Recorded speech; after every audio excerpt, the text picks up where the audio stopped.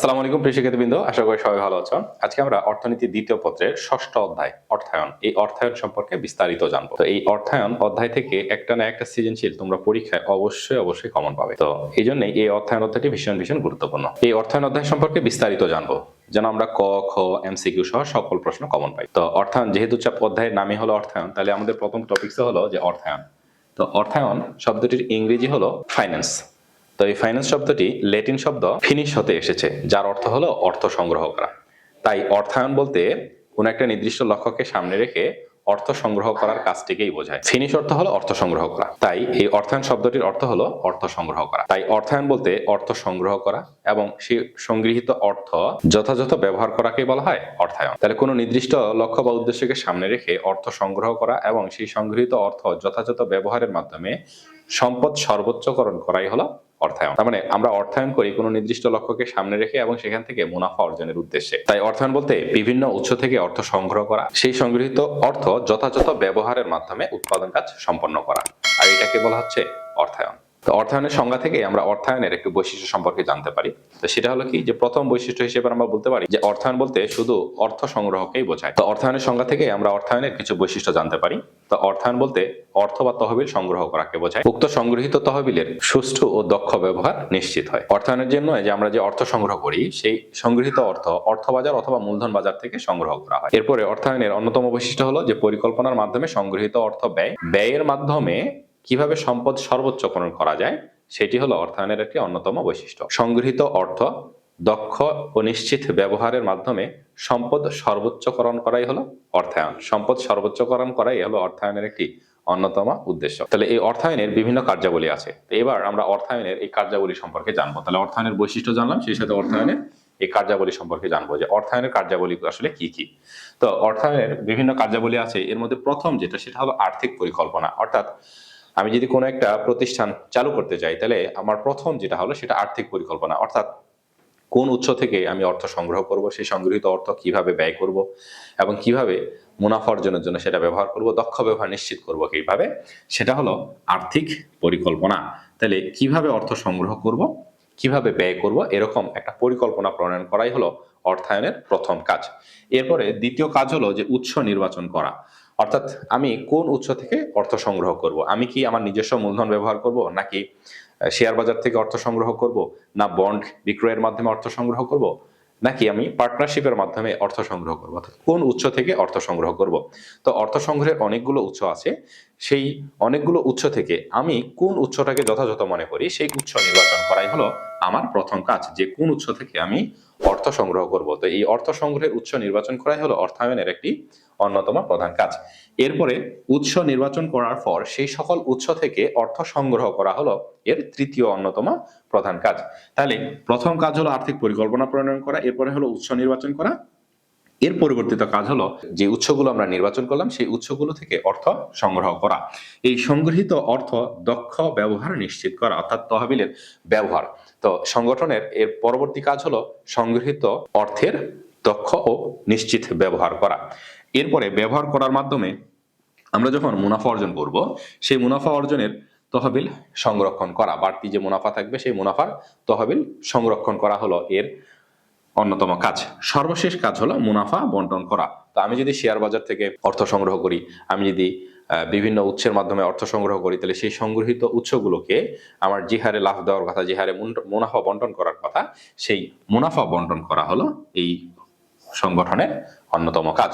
তাহলে আমরা কি দেখলাম, সংগঠনের কিছু কাজ আছে, এর মধ্যে প্রথম কাজ হলো আর্থিক পরিকল্পনা প্রণয়ন করা, উৎস নির্বাচন করা, কোন কোন উৎস থেকে আমরা অর্থ সংগ্রহ করব, এরপরে সেই সকল উৎস থেকে তহবিল সংগ্রহ করা, সেই তহবিলের যথাযথ ব্যবহার নিশ্চিত করা এবং তহবিল সংরক্ষণ করা, সর্বশেষ হলো মুনাফা বন্টন করা। এগুলো হলো অর্থায়নের অন্যতম প্রধান কাজ। তো অর্থায়নের যদি কার্যাবলী আসে, তাহলে আমরা এই কার্যাবলীগুলোকে সংক্ষেপে 1 লাইন 2 লাইন করে বর্ণনা করে দেব। এগুলি হলো অর্থায়নের কাজ। তো এবার আমরা দেখি যে অর্থায়নের ধরন আছে কতগুলো। তো অর্থায়ন সাধারণত 2 ধরনের হয়, একটাকে বলি আমরা সরকারি অর্থায়ন, আর একটাকে বলি আমরা বেসরকারি অর্থায়ন। তো সরকারি প্রতিষ্ঠানে কিভাবে অর্থায়ন করা হয় সেটা হলো সরকারি অর্থায়ন, আর বেসরকারি প্রতিষ্ঠান অর্থাৎ প্রাইভেট প্রতিষ্ঠানগুলো কিভাবে অর্থায়ন করে সেটাকে বলা হচ্ছে বেসরকারি অর্থায়ন। তাহলে প্রথম আমরা যেটা জানবো সেটা হলো যে সরকারি অর্থায়ন কি এবং সেই সরকারি অর্থায়নের উৎসগুলো কি কি? তো সরকারি আয় ব্যয়ের হিসেবকেই আমরা আসলে বলতে পারি সরকারি অর্থায়ন। তো বিভিন্ন সরকারি প্রতিষ্ঠানে অর্থ সংগ্রহের যে কার্যাবলী যেভাবে করা হয় বা অর্থ সংগ্রহের কার্যাবলী কিভাবে করা হয় সেটাকে বলা হচ্ছে সরকারি অর্থায়ন। তো সরকারি অর্থায়নের উৎস হলো দুইটি। তো সরকার দেশের অর্থনৈতিক উন্নয়নে, দেশের অবকাঠামোগত উন্নয়নে সরকারকে সবসময় ব্যয় করতে হয়, কর্মসংস্থান সৃষ্টিতে ব্যয় করতে হয়, বিভিন্ন ধরনের শিল্প প্রতিষ্ঠান স্থাপন করতে হয়। এর জন্য সরকারকে প্রথমত কি করতে হয়? অর্থ সংগ্রহ করতে হয়। তাহলে সরকার এই যেই উৎসের মাধ্যমে অর্থ সংগ্রহ করে সেটাকে বলা হচ্ছে সরকারি অর্থায়ন। তো সরকার বিভিন্ন উৎস থেকে অর্থ সংগ্রহ করে, সেটা বিভিন্ন উন্নয়নমূলক কাজে ব্যয় করে। সরকার এই বিভিন্ন কাজে ব্যয় করার জন্য অর্থ যে সংগ্রহ করে, যে সকল উৎস থেকে অর্থ সংগ্রহ করে সেই সকল উৎসগুলোকে প্রধানত দুই ভাগে ভাগ করা হয়। তো একটাকে বলি আমরা অভ্যন্তরীণ উৎস, আর একটাকে বলা হচ্ছে বাহ্যিক উৎস। তো এবার আমরা দেখবো যে সরকারি অর্থায়নের অভ্যন্তরীণ উৎস কোনগুলো আর বাহ্যিক উৎস কোনগুলো। তো সরকারি অর্থায়নের ক্ষেত্রে সরকার যে বিভিন্ন উৎস থেকে অর্থ সংগ্রহ করে সেই উৎসগুলোকে প্রধানত দুটি ভাগে ভাগ করা হয়। একটাকে বলি আমরা অভ্যন্তরীণ উৎস, আর একটাকে বলা হয় বৈদেশিক উৎস। তো অভ্যন্তরীণ উৎস কোনগুলো সেগুলো আমরা প্রথমে দেখি। তো অভ্যন্তরীণ উৎসগুলোকে আমরা আবার দুই ভাগে আলোচনা করতে পারি, একটা হলো কর রাজস্ব আর একটা হলো অকর রাজস্ব। তাহলে কর রাজস্ব কি? যে বিভিন্ন ধরনের কর। তো সেই করগুলো কি কি হতে পারে? যেমন আমদানি শুল্ক, রপ্তানি শুল্ক, সম্পর্ক শুল্ক, তারপরে ভ্যাট, এগুলো হলো কর রাজস্ব, অর্থাৎ রাজস্বের উৎস কর রাজস্ব। তাহলে কি কি কর রাজস্ব? বিভিন্ন দ্রব্যের উপরে আমরা যে কর আরোপ করি, যানবাহন কর, মূল্য সংযোজন কর, আমদানি শুল্ক, রপ্তানি শুল্ক, আবগারি শুল্ক, সম্পূরক শুল্ক, এই বিভিন্ন ধরনের কর এবং শুল্ক থেকে যে অর্থ সংগ্রহ করা হয় সেটাকে বলা হচ্ছে কর রাজস্ব। এরপরে হলো অকর রাজস্ব। তাহলে অকর রাজস্ব কোনগুলো? যেমন সরকার অনেক সময় ঘাটতি বাজেট মেটানোর জন্য নোট ছাপায়, কয়েন ছাপায়, মুদ্রা ছাপায়। তাহলে এই নোট ছাপানো, বিভিন্ন উৎস থেকে দণ্ড, তারপরে জামানত, বিভিন্ন ধরনের ফি, রেজিস্ট্রেশন ফি, নিট মূলধনী আয়, জাতীয় সঞ্চয় প্রকল্প, এগুলো থেকে যে অর্থ সংগ্রহ করে সেই সংগ্রহিত অর্থ সরকার বিভিন্ন উৎসে ব্যয় করে। এরপরে আমরা আরো বলতে পারি বিভিন্ন ব্যাংক থেকে সরকার অনেক সময় ঋণ নেয়। ব্যাংক ঋণ, বিভিন্ন বাণিজ্যিক ব্যাংক থেকে ঋণ নিতে পারে, অথবা দেশের জনগণের কাছ থেকেও ঋণ গ্রহণ করে। দেশের জনগণের কাছ থেকে ঋণ গ্রহণ করে সরকার অর্থায়ন করে। দেশের জনগণের কাছ থেকে ঋণ কিভাবে গ্রহণ করে? এই যে বিভিন্ন ধরনের সঞ্চয়পত্র, ঋণপত্র, চুক্তিপত্র, বন্ড, ট্রেজারি বন্ড, এগুলো বিক্রয়ের মাধ্যমে দেশের জনগণের কাছ থেকেও সরকার ঋণ গ্রহণ করে। তাহলে কর এবং শুল্ক থেকে যেগুলো অর্থ সংগ্রহ করে সেটাকে বলা হয় কর রাজস্ব, এবং অন্যান্য আদার্স যা কিছু আছে এগুলোকে বলা হচ্ছে অকর রাজস্ব। অকর রাজস্বের মধ্যে হলো নোট ছাপানো, দণ্ড, জামানত, ফি, রেজিস্ট্রেশন ফি, নিট মূলধনী আয়, জাতীয় সঞ্চয় প্রকল্প, বিভিন্ন ব্যাংক থেকে ঋণ, দেশের জনগণের কাছ থেকে ঋণ। তো সরকারি বিভিন্ন আর্থিক প্রতিষ্ঠান আছে, সরকারের বিভিন্ন শিল্প প্রতিষ্ঠান আছে, সেই শিল্প প্রতিষ্ঠানের লভ্যাংশ বা মুনাফা বা সেই শিল্প প্রতিষ্ঠানের আয়, এগুলো থেকে সরকার যে আয় উপার্জন করে বা অর্থ সংগ্রহ করে সেগুলোকে বলা হচ্ছে অকর রাজস্ব। তাহলে অভ্যন্তরীণ উৎসগুলোকে দুই ভাগে ভাগ করে আলোচনা করতে পারি, একটাকে বলে কর রাজস্ব, আরেকটাকে বলা হচ্ছে অকর রাজস্ব। তাহলে কর শুল্কের যত উৎস আছে সেগুলো হলো কর রাজস্বের অন্তর্ভুক্ত, আর অকর রাজস্বের এইগুলো হলো অকর রাজস্বের কর বহির্ভূত যে উৎসগুলো থেকে সরকার অর্থ সংগ্রহ করতে পারে সেগুলোকে বলা হচ্ছে অকর রাজস্ব। অনেক উৎস আছে, এর মধ্যে থেকে আমরা এগুলো কিছু আলোচনা করলাম।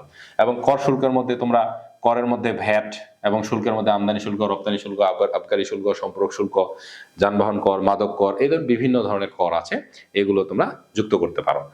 অকর রাজস্বের মধ্যে যেমন আবার ডাক, টেলিযোগাযোগ, তারপরে হলো যে রেল, এগুলো থেকেও সরকার আয় উপার্জন করে। সেই উপার্জিত আয়ও কিন্তু সরকার বিভিন্ন প্রতিষ্ঠানের ক্ষেত্রে ব্যয় করে। তো এগুলোকে বলা হচ্ছে অকর রাজস্ব। তো অভ্যন্তরীণ উৎস হলো দুই ধরনের, কর রাজস্ব আর অকর রাজস্ব, এগুলো আমরা আলোচনা করব।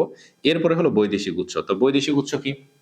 যে বিদেশি ব্যক্তি, বিদেশি সরকার বিদেশি ব্যক্তির কাছ থেকে ঋণ গ্রহণ করতে পারে, বিদেশি সরকারের কাছ থেকে ঋণ গ্রহণ করে, আন্তর্জাতিক বিভিন্ন আর্থিক প্রতিষ্ঠান আছে সেগুলো থেকে সরকার ঋণ গ্রহণ করে, এবং ঋণ গ্রহণের মাধ্যমে সরকার এই অর্থায়ন করে। সেটা হলো যেমন ওয়ার্ল্ড ব্যাংক, তারপর হলো IMF, international monetary fund, ADB, Asian development bank, EU মানে ইউরোপিয়ান ইউনিয়ন।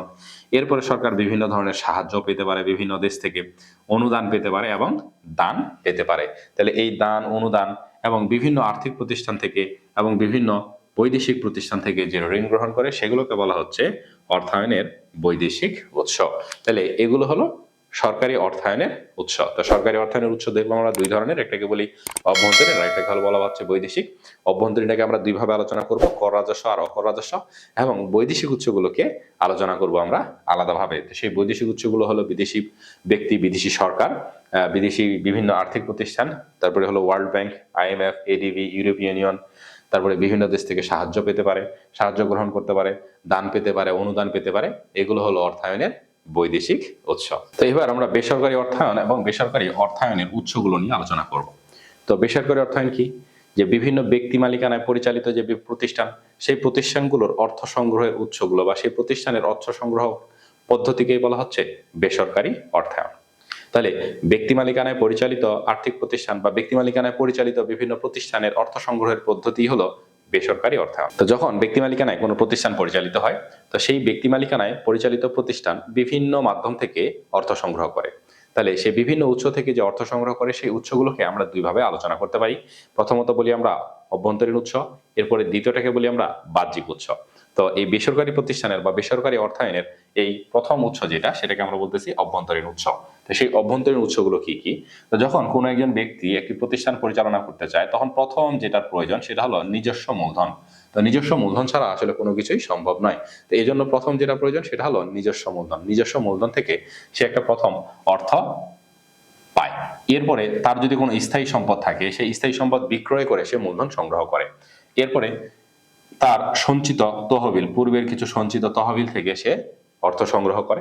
এতেও যদি তার না হয়, তাহলে সে শেয়ার বাজারে ছাড়ে অথবা বন্ড বিক্রয় করে, ঋণপত্র, চুক্তিপত্র, এবং তার আগের যদি কোনো প্রতিষ্ঠান থাকে, সেই প্রতিষ্ঠানের অবন্টিত মুনাফা, যে মুনাফাটা বন্টন করা হয় না, সেই অবন্টিত মুনাফা এই অর্থায়নের ক্ষেত্রে ব্যবহার করে কোনো প্রতিষ্ঠানে। তাহলে এগুলোকে বলা হচ্ছে অর্থায়নের অভ্যন্তরীণ উৎস। কি কি? ব্যক্তির নিজস্ব মূলধন, ব্যক্তির স্থায়ী সম্পদ বিক্রয় থেকে যে আয় পায়, ব্যক্তির নিজস্ব সঞ্চিত তহবিল এবং শেয়ারের মাধ্যমে, বন্ড থেকে, ঋণপত্র, চুক্তিপত্র, এবং ফার্মের বা প্রতিষ্ঠানের অবন্টিত মুনাফার থেকে সে অর্থায়ন সংগ্রহ করে। এরপরে বাহ্যিক উৎস থেকেও অর্থ সংগ্রহ করে। অপর উৎসটা হলো বাহ্যিক উৎস। তো সেই বাহ্যিক উৎসগুলো কি কি? সেই বাহ্যিক উৎস থেকে আসলে বাহ্যিক উৎসের অন্যতম একটা উৎস হলো ঋণ। তাহলে ঋণ ব্যতীকে যেগুলো আছে সেগুলোকে আমরা অভ্যন্তরীণ উৎস ধরি, আর ঋণ উৎসটাকে আমরা বাহ্যিক উৎস ধরে নেই। তাহলে সেই ঋণ কিন্তু আবার ঋণের উৎস বা ঋণ থেকে যে অর্থ সংগ্রহ করে, সেই ঋণের উৎসগুলোকে আবার দুই ভাগে আলোচনা করা হয়। একটাকে বলি প্রাতিষ্ঠানিক, আরেকটাকে বলি অপ্রাতিষ্ঠানিক।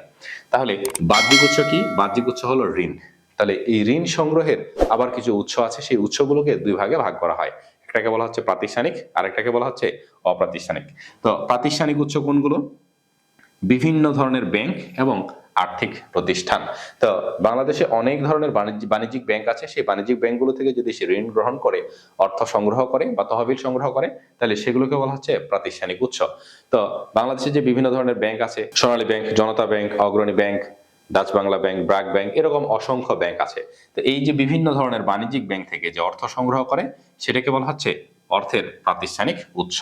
আরো কিছু আছে আর্থিক প্রতিষ্ঠান, ফাইন্যান্সিয়াল কিছু প্রতিষ্ঠান আছে যেখান থেকে ঋণ গ্রহণের মাধ্যমে সে তহবিল সংগ্রহ করতে পারে। এরপরে হলো অপ্রাতিষ্ঠানিক উৎস। তো অপ্রাতিষ্ঠানিক উৎস কোনগুলো? ব্যাংক এবং আর্থিক প্রতিষ্ঠান ব্যতীত অন্যান্য উৎস থেকে যদি অর্থ সংগ্রহ করে, সেগুলোকে বলা হচ্ছে অপ্রাতিষ্ঠানিক উৎস। যেমন বন্ধু বান্ধব, আত্মীয় স্বজন, এরপরে গ্রাম্য ধনী ব্যক্তি বা গ্রাম্য মহাজন, এগুলোকে বলা হচ্ছে অপ্রাতিষ্ঠানিক উৎস। তাহলে এই বন্ধু বান্ধবের কাছ থেকে ধার নিয়ে করতে পারে, আত্মীয় স্বজনের কাছ থেকে ধার নিতে পারে, অথবা গ্রামের কোনো ধনী ব্যক্তি বা গ্রাম্য মহাজনের কাছ থেকে অর্থ ঋণ নিয়ে তহবিল সংগ্রহ করতে পারে। তো এগুলো হলো ব্যক্তিগত বা বেসরকারি অর্থায়নের উৎস। তাহলে বেসরকারি অর্থায়নের উৎস দুইভাবে আমরা আলোচনা করব। প্রথমটাকে বলতেছি আমরা অভ্যন্তরীণ উৎস, এরপরেটাকে বলতেছি আমরা বাহ্যিক উৎস। তাহলে নিজস্ব মূলধন, স্থায়ী সম্পদ বিক্রয়, এরপর হলো সঞ্চিত তহবিল, শেয়ার, বন্ড, ঋণপত্র, চুক্তিপত্র, এবং ফার্মের বা প্রতিষ্ঠানের অবন্টিত মুনাফা, এগুলোকে বলা হচ্ছে অর্থায়নের অভ্যন্তরীণ উৎস। আর বাহ্যিক উৎস কি? বাহ্যিক উৎস হলো ঋণ। ঋণের উৎসগুলো দুই ধরনের, একটাকে বলতেছি প্রাতিষ্ঠানিক, আর একটাকে বলতেছি অপ্রাতিষ্ঠানিক। তো প্রাতিষ্ঠানিক উৎস হলো বিভিন্ন ব্যাংক এবং আর্থিক প্রতিষ্ঠান থেকে যদি ঋণ গ্রহণ করে, তাহলে সেগুলোকে বলছি আমরা প্রাতিষ্ঠানিক উৎস। আর গ্রাম্য মহাজন, ধনী ব্যক্তি, বন্ধু বান্ধব, আত্মীয় স্বজনের কাছ থেকে যদি ঋণ গ্রহণের মাধ্যমে তহবিল সংগ্রহ করে, সেগুলোকে বলতেছি আমরা অপ্রাতিষ্ঠানিক উৎস। তাহলে এগুলোই হলো বেসরকারি অর্থায়নের প্রাতিষ্ঠানিক এবং অপ্রাতিষ্ঠানিক উৎস। বা এই অর্থায়নকে যে আমরা দুই ভাগে আলোচনা করলাম, অভ্যন্তরীণ এবং বাহ্যিক উৎস। এবার আমরা দেখি সরকারি অর্থায়ন আর বেসরকারি অর্থায়নের মধ্যে পার্থক্য। তো সরকারি অর্থায়ন আর বেসরকারি অর্থায়নের মধ্যে কিছু গুরুত্বপূর্ণ পার্থক্য আছে। তো আমরা জানি যে যে কোনো কিছুর মধ্যে যদি পার্থক্য লিখতে হয় তাহলে প্রথম পার্থক্য আমরা যেটা লিখি সেটা হলো সংজ্ঞাগত পার্থক্য। তাহলে এটা আমাদের সরকারি অর্থায়ন, এটা হলো বেসরকারি অর্থায়ন। প্রথম যে পার্থক্য সেটা হলো সংজ্ঞাগত পার্থক্য। কি? যে সরকারের অর্থ সংগ্রহের সুষ্ঠু ব্যবস্থাপনাকেই বলা হচ্ছে সরকারি অর্থায়ন, আর ব্যক্তি মালিকানায় প্রতিষ্ঠানের অর্থ সংগ্রহের সুষ্ঠু ব্যবস্থাপনাকে বলা হচ্ছে বেসরকারি অর্থায়ন। তাহলে একটা হলো সরকারি বা আর্থিক প্রতিষ্ঠানে বা সরকারের অর্থ সংগ্রহ ব্যবস্থাপনা, আর এটা হলো ব্যক্তি মালিকানায় পরিচালিত প্রতিষ্ঠানগুলোর অর্থ সংগ্রহের ব্যবস্থাপনা। দ্বিতীয়ত প্রধান পার্থক্য হলো যে এই সরকারি অর্থায়নের প্রধান উদ্দেশ্য হলো জনগণের আর্থসামাজিক কল্যাণ নিশ্চিত করা, কারণ সরকারি প্রতিষ্ঠানগুলো পরিচালিতই হয় জনগণের আর্থসামাজিক কল্যাণ নিশ্চিত করার উদ্দেশ্যে। আর বেসরকারি অর্থায়নের প্রধান উদ্দেশ্য হলো মুনাফা অর্জন করা অথবা সম্পদ সর্বোচ্চকরণ করা, অর্থাৎ বেসরকারি অর্থায়ন করা হয় মুনাফা অর্জনের উদ্দেশ্যে বা সম্পদ সর্বোচ্চকরণের উদ্দেশ্যে। তো সরকারি অর্থায়ন হলো জামানতবিহীন, সরকারি অর্থায়নের জন্য কোনো জামানতের প্রয়োজন হয় না। তো বেসরকারি অর্থায়নের ক্ষেত্রে জামানতের প্রয়োজন। তো বেসরকারি অর্থায়নের ক্ষেত্রে আমরা যদি ব্যাংক থেকে ঋণ গ্রহণ করতে চাই তখন আমাদের অবশ্যই কিছু না কিছু জামানতের প্রয়োজন হয়। সরকারি অর্থায়নের ক্ষেত্রে সরকারের একচেটিয়া ক্ষমতা আছে যে সে নোট ছাপাতে পারে, কিন্তু বেসরকারি বা ব্যক্তি মালিকানায় কখনোই এটা সম্ভব হয় না, অর্থাৎ নোট ছাপিয়ে কখনো অর্থায়ন করা সম্ভব হয় না। তো সরকারি অর্থায়নের ক্ষেত্রে আরেকটা সুবিধা আছে, সেটা হলো কি যে বৈদেশিক উৎস থেকেও অর্থায়ন করা সম্ভব হয়। দেশে থেকে যদি সম্ভব না হয় বা প্রয়োজনীয় মূলধন সংগ্রহ করা সম্ভব না হয় তখন সরকার বিদেশ থেকে ঋণ গ্রহণ করতে পারে, বৈদেশিক সরকার থেকে বা বৈদেশিক আর্থিক প্রতিষ্ঠান থেকে ঋণ গ্রহণ করতে পারে, কিন্তু কোনো ব্যক্তি মালিকানাধীন প্রতিষ্ঠান বৈদেশিক উৎস থেকে অর্থ সংগ্রহ করতে পারে না। এটা কখনো বেসরকারি অর্থায়নে সম্ভব হয় না। সরকারি অর্থায়নের আরেকটা পার্থক্য হলো যে এক্ষেত্রে সবসময় আয়ের চেয়ে ব্যয় বেশি হয়, অর্থাৎ সরকার আয় করে কম ব্যয় করে বেশি। আর বেসরকারি অর্থায়নের ক্ষেত্রে সবসময় আমরা কি করি? মুনাফা সর্বোচ্চ করার চেষ্টা করি, তার মানে আয় অবশ্যই বেশি হবে, ব্যয় তার চেয়ে কম করারই চেষ্টা করব। এগুলো হলো সরকারি অর্থায়ন আর বেসরকারি অর্থায়নের মধ্যে পার্থক্য। তা আমরা যে পড়লাম অর্থায়নের বৈশিষ্ট্য, অর্থায়নের কার্যাবলী, সরকারি অর্থায়ন এবং বেসরকারি অর্থায়ন কি, এই সরকারি অর্থায়ন আর বেসরকারি অর্থায়নের মধ্যে পার্থক্য। তো এই যে অর্থায়ন সম্পর্কিত সরকারি আর বেসরকারি, এখান থেকে আমাদের একটা সৃজনশীল প্রশ্ন হতে পারে সরকারি অর্থায়ন কি এবং সরকারি অর্থায়নের উৎসগুলো কি কি, বেসরকারি অর্থায়ন এবং বেসরকারি অর্থায়নের উৎসগুলো কি কি, সেই সাথে সরকারি এবং বেসরকারি অর্থায়নের মধ্যে পার্থক্য। তো এই অর্থায়ন সম্পর্কিত এই কয়েকটা টপিকস থেকেই আমাদের এক ধরনের সৃজনশীল হতে পারে। এরপরে যেটা আসে সেটা হলো শেয়ার সম্পর্কিত এবং বন্ড সম্পর্কিত। তো সেই শেয়ার এবং বন্ডের মধ্যে পার্থক্য এবং এই অর্থায়নের যে অন্যতম দুটি উৎস শেয়ার এবং বন্ড, এই শেয়ার ও বন্ডের মধ্যে কোন উৎস থেকে মুনাফা সবচেয়ে বেশি অর্জন করা সম্ভব এবং এই কোন উৎসে বিনিয়োগ করলে কোনো একজন ব্যক্তি নির্দিষ্ট পরিমাণ মুনাফা লাভ করা সম্ভব এবং সর্বোচ্চ পরিমাণ মুনাফা লাভ করা সম্ভব হয়। কোনো প্রতিষ্ঠান দুটি উৎসের মাধ্যমে হলো অর্থ সংগ্রহ করতে পারে, একটা হলো শেয়ারের মাধ্যমে আর একটা হলো বন্ডের মাধ্যমে।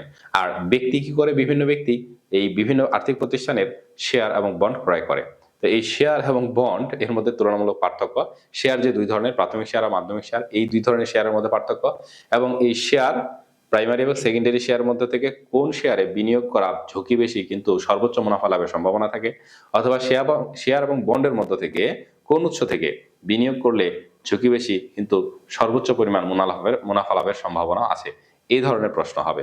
তাহলে এইটা হলো আমাদের এই অর্থায়ন সম্পর্কিত থেকে একটা প্রশ্ন হতে পারে, আর বাকি যে প্রশ্নগুলো আছে এগুলো থেকে আমাদের যে কোনো এক ধরনের সৃজনশীল হতে পারে। এবার আমরা পরের টপিকসে যাই। তো আমাদের পরের টপিক হলো যে পুঁজিবাজার কি এবং এই পুঁজিবাজারের বৈশিষ্ট্য। তো পুঁজিবাজার কি? দীর্ঘমেয়াদী ঋণযোগ্য তহবিলের বাজারকে বলা হচ্ছে পুঁজিবাজার, অথবা আমরা এভাবে বলতে পারি যে দীর্ঘমেয়াদী মূলধন সংগ্রহের বাজারকে বলা হচ্ছে পুঁজিবাজার। তাহলে দীর্ঘমেয়াদী ভিত্তিতে আমরা বা অনেক দীর্ঘমেয়াদের জন্য যখন আমরা মূলধন সংগ্রহ করি তখন আমরা এই পুঁজিবাজার থেকে মূলধন সংগ্রহ করি, এই জন্য পুঁজিবাজারকে বলা হয় দীর্ঘমেয়াদী মূলধন সংগ্রহের বাজার বা দীর্ঘমেয়াদী ঋণযোগ্য তহবিলের বাজার, এটাই হলো পুঁজিবাজার। তো এই পুঁজিবাজারের কিছু বৈশিষ্ট্য আছে, সেই বৈশিষ্ট্যগুলো আমাদেরকে মনে রাখতে হবে। তাহলে কি সেই বৈশিষ্ট্যগুলো আমরা দেখি। যে প্রথমত হলো যে দীর্ঘমেয়াদী বিনিয়োগের বাজার। তাহলে পুঁজিবাজার হলো দীর্ঘমেয়াদী বিনিয়োগের জন্য একটি বাজার, তো এটি পুঁজিবাজারের একটি অন্যতম বৈশিষ্ট্য। এরপরে হলো মূলধন সংগ্রহের প্রধান এবং সর্ববৃহৎ মাধ্যম। তো এই পুঁজিবাজার থেকে যে কোনো প্রতিষ্ঠানের জন্য যদি আমরা মূলধন সংগ্রহ করতে চাই তাহলে এই একমাত্র সর্ববৃহৎ বাজার হলো এই পুঁজিবাজার। পুঁজিবাজারের মাধ্যমে আমরা সবচেয়ে বেশি মূলধন সংগ্রহ করতে পারি এবং এই পুঁজিবাজারে হলো সর্ববৃহৎ মূলধন সংগ্রহের একটি অন্যতম প্রধান মাধ্যম। এরপরে হলো ঝুঁকি এবং লাভ উভয়ই বেশি। তো এই পুঁজিবাজারে বিনিয়োগ করাও যেমন ঝুঁকি, তেমনি বেশি বেশি লাভ পাওয়ার সম্ভাবনাও আরো বেশি। এই জন্য ঝুঁকি এবং লাভ দুটোই বেশি রয়েছে। এরপরে হচ্ছে যে শেয়ার এবং সিকিউরিটিজ লেনদেন। তো এই পুঁজিবাজারে আসলে কি লেনদেন করা হয়? পুঁজিবাজারে লেনদেন করা হয় শেয়ার এবং সিকিউরিটিজ। দুই ধরনের শেয়ার, একটা হলো প্রাথমিক শেয়ার আর একটা হলো মাধ্যমিক শেয়ার। তো এরপরে বলছে যে এই পুঁজিবাজার হলো সঞ্চয়কে বিনিয়োগে রূপান্তর করে। তো মানুষের খণ্ডিত সঞ্চয় বা সঞ্চিত অর্থ বিনিয়োগে রূপান্তর করার একটা অন্যতম মাধ্যম হলো এই পুঁজিবাজার। পুঁজিবাজারের মাধ্যমে মানুষ তার সঞ্চিত অর্থকে বিনিয়োগ করে বিভিন্ন প্রতিষ্ঠানের মাধ্যমে। তো এগুলো হলো পুঁজিবাজারের গুরুত্বপূর্ণ বৈশিষ্ট্য। এগুলো আমাদেরকে মনে রাখতে হবে। এগুলো কিন্তু এমসিকিউ আসে, বহুপদী যেগুলো, সেগুলোতে এই এমসিকিউ গুলো পরীক্ষায় আসে। এই জন্য এগুলো আমাদেরকে মনে রাখতে হবে। এবার আমরা পরের বিষয়টি দেখি। তো পরের বিষয়টি কি? Stock exchange. তো স্টক এক্সচেঞ্জ কি? তো স্টক এক্সচেঞ্জ হলো যেখানে শেয়ার ক্রয় বিক্রয় করা হয়, যার মাধ্যমে, সেটাকে বলা হচ্ছে স্টক এক্সচেঞ্জ। যে প্রতিষ্ঠানের মাধ্যমে এই সেকেন্ডারি শেয়ার ক্রয় বিক্রয় করা হয় সেই প্রতিষ্ঠানকে বলা হচ্ছে স্টক এক্সচেঞ্জ। তাহলে স্টক এক্সচেঞ্জ কি? যে সুসংগঠিত প্রতিষ্ঠানে শেয়ার, বন্ড, অন্যান্য আর্থিক সম্পদ কেনাবেচা করা হয় তাকে বলা হচ্ছে স্টক এক্সচেঞ্জ। তো বাংলাদেশে প্রধানত দুটি স্টক এক্সচেঞ্জ রয়েছে। একটিকে বলা হচ্ছে ঢাকা স্টক এক্সচেঞ্জ, আরেকটিকে বলা হচ্ছে চট্টগ্রাম স্টক এক্সচেঞ্জ। তো এই ঢাকা স্টক এক্সচেঞ্জ প্রতিষ্ঠিত হয় 1954 সালে এবং নামকরণ করা হয় 1966 সালে। ঢাকা স্টক এক্সচেঞ্জ প্রতিষ্ঠিত হয় 1954 সালে এবং এটির নামকরণ করা হয় 1966 সালে। আর চট্টগ্রাম স্টক এক্সচেঞ্জ এটি প্রতিষ্ঠিত হয় 1995 সালে 10ই অক্টোবর। 1995 সালে 10ই অক্টোবর এই চট্টগ্রাম স্টক এক্সচেঞ্জ প্রতিষ্ঠা করা হয়। তাহলে পুরো বাংলাদেশে দুটি স্টক এক্সচেঞ্জ আছে যার মাধ্যমে আমরা সেকেন্ডারি শেয়ার, বন্ড ইত্যাদি ক্রয় বিক্রয় করতে পারি। তো একটি হলো ঢাকা স্টক এক্সচেঞ্জ, আরেকটি হলো Chittagong stock exchange. Dhaka stock exchange প্রতিষ্ঠিত হয় 1954 সালে এবং এর নামকরণ করা হয়, ঢাকা স্টক এক্সচেঞ্জ নামে নামকরণ করা হয় 1966 সালে। আর চট্টগ্রাম স্টক এক্সচেঞ্জ প্রতিষ্ঠিত হয় 1995 সালের 10ই অক্টোবর। এটা আমাদেরকে মনে রাখতে হবে। তো এর সাথে আমাদের আরো দুটি এই শেয়ারের সাথে বা পুঁজিবাজারের সাথে আমার দুটো জিনিস মনে রাখতে হবে। একটি হলো বিও। বিও কি? বিও হলো বেনিফিশিয়ারি অনার্স। বেনিফিশিয়ারি অনার্স মানে হচ্ছে অর্থাৎ যারা উপকৃত হবে বা সুবিধা পাবে সেটাকে বলা হচ্ছে এই বেনিফিশিয়ারি অনার্স। তো এই বেনিফিশিয়ারি অনার্স আসলে কি? এই স্টক এক্সচেঞ্জে এই বেনিফিশিয়ারি অনার্সের মাধ্যমে আমরা একটা অ্যাকাউন্ট খুলতে পারি। সেই অ্যাকাউন্টের মাধ্যমে আমরা মাধ্যমিক শেয়ার ক্রয় বিক্রয় করতে পারি। আর এ ধরনের এই বেনিফিশিয়ারি অনার্স যদি আমরা না হই, স্টক এক্সচেঞ্জের মাধ্যমে এটা অ্যাকাউন্ট খুলে যদি বিও অ্যাকাউন্ট বলে এটাকে, আসলে এই বিও অ্যাকাউন্ট যদি আমরা না খুলি তাহলে কখনোই আমরা স্টক এক্সচেঞ্জের মাধ্যমে শেয়ার ক্রয় করতে পারবো না। তো এই বিও অ্যাকাউন্ট খুললে স্টক এক্সচেঞ্জের মাধ্যমে সেখান থেকে আমরা তখন এই শেয়ার ক্রয় বিক্রয় করতে পারবো। তো এই জন্য এটাকে বলা হচ্ছে বিও অ্যাকাউন্ট, অর্থাৎ বেনিফিশিয়ারি অ্যাকাউন্টস। বেনিফিশিয়ারি অ্যাকাউন্ট নামকরণ করা হয়েছে কেন? যে যারা এই অ্যাকাউন্ট খুলবে তারা এই শেয়ার ক্রয়ের সুবিধাটা ভোগ করতে পারবে, যারা এই অ্যাকাউন্ট খুলবে না তারা সেই শেয়ার ক্রয় করতে পারবে না। এরপরে আরেকটা জিনিস আমাদেরকে জানা লাগবে, সেটা হলো যে আইপিও। আইপিও কি? Initial public offering. তো এটা হলো প্রাথমিক শেয়ার ক্রয়ের ক্ষেত্রে বা প্রাথমিক শেয়ার ক্রয় বিক্রয়ের ক্ষেত্রে এই প্রাথমিক শেয়ার যখন কোন একটা কোম্পানি বাজারে ছাড়ে তখন এই আইপিও এর মাধ্যমে সেই প্রাথমিক শেয়ারটা বাজারে ছাড়ে, ইনিশিয়াল পাবলিক অফারিং। তো এটার মিনিং আসলে এটা বোঝায় যে প্রাথমিক শেয়ার যারা ক্রয় করে সেটাকে বলা হচ্ছে, সেটাই হলো যে ইনিশিয়াল পাবলিক অফারিং। আইপিও এর মাধ্যমে একটি কোম্পানি প্রথমত শেয়ার বাজারে ছাড়ে আর সেই শেয়ারটাকে বলা হচ্ছে প্রাথমিক শেয়ার।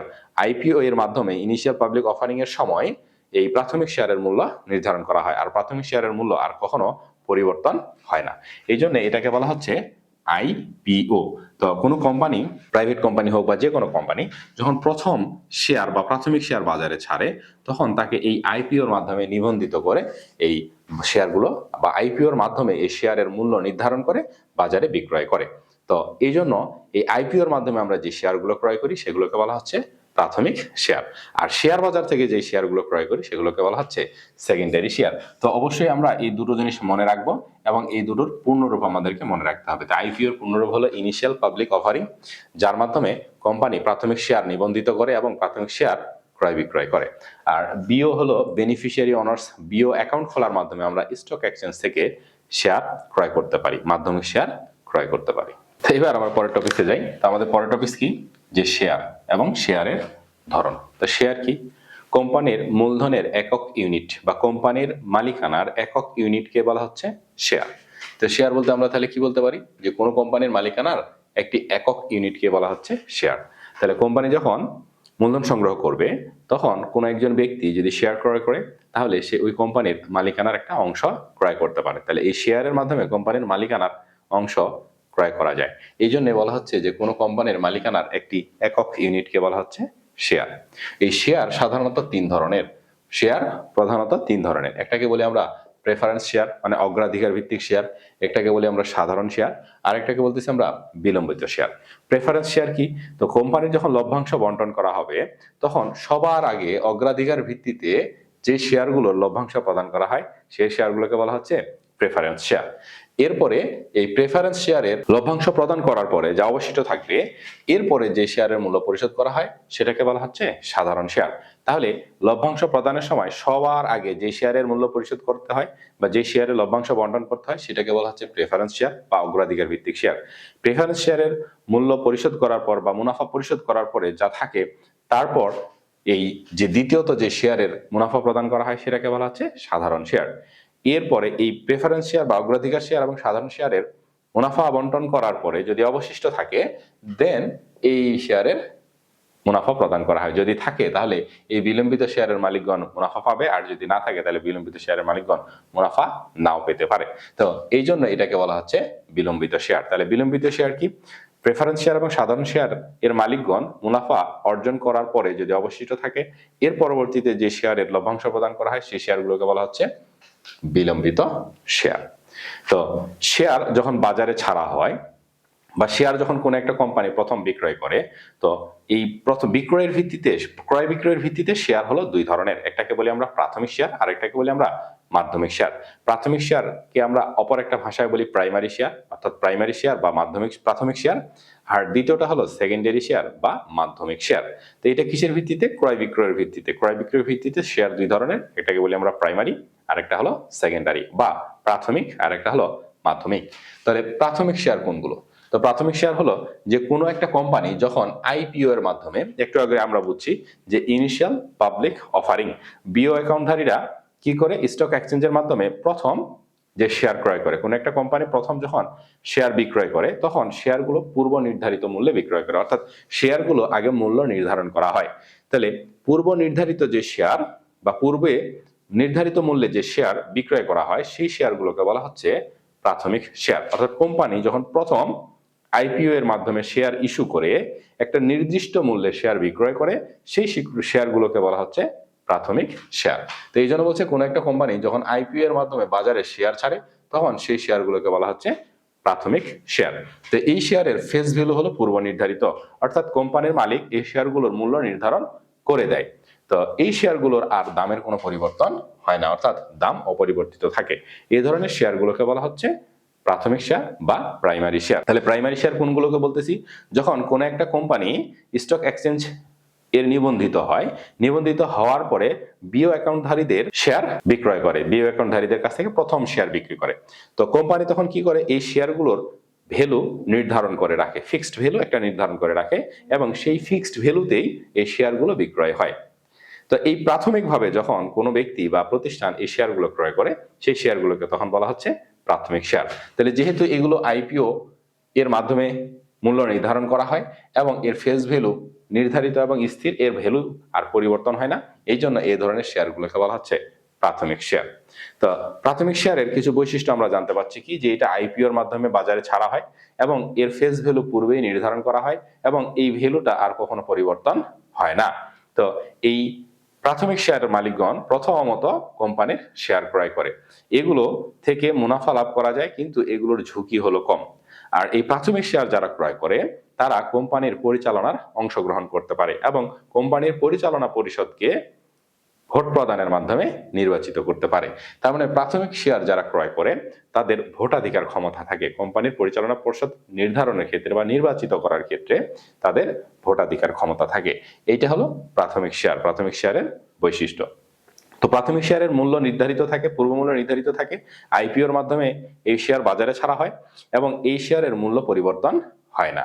প্রাথমিকভাবে যে শেয়ারগুলো ক্রয় করে বা প্রাথমিক শেয়ারের মালিকগণ একটা নির্দিষ্ট পরিমাণ মুনাফা অর্জন করতে পারে এবং এই শেয়ারের ঝুঁকি অনেক কম। আর প্রাথমিক শেয়ার যারা ক্রয় করে বা প্রাথমিক শেয়ারের শেয়ার হোল্ডারগণ কোম্পানির পরিচালনা পর্ষদের ভোটাধিকার ক্ষমতা রাখে, ভোট প্রদানের ক্ষমতা রাখে।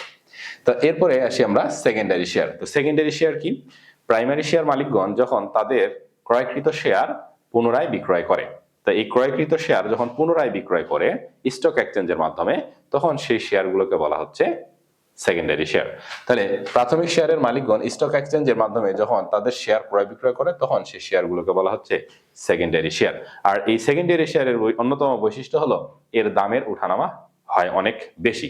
সেকেন্ডারি শেয়ারের দাম সাধারণত ডিপেন্ড করে চাহিদা এবং যোগানের উপর, অর্থাৎ মূলত এর চাহিদার উপর।